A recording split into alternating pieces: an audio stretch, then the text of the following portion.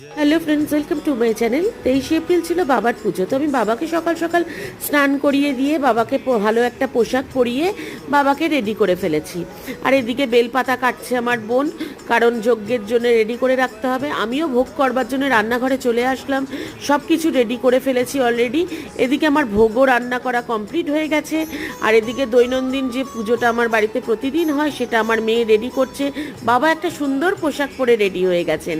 এবার বাবা পুজোর জন্য ঠাকুরমশাই চলে আসবে, তার আগে আমি সব কাজ কমপ্লিট করে রেখেছি এবং আমি নিজেও রেডি হয়ে গেছি। এদিকে ঠাকুরমশাই চলে এসেছেন পুজোর জন্য। ঠাকুরমশাই সব কিছু হাতের সামনে পেয়েও গেছেন আর বাবার পুজো শুরু হয়ে গেছে। এবার আমাদের বাকি রয়ে গেছে বাবার যজ্ঞ হবে, যে যজ্ঞটা আমার হাজব্যান্ড নিজে বসেই করবেন, কারণ প্রত্যেকটা পুজোতে উনিই যজ্ঞটা করেন।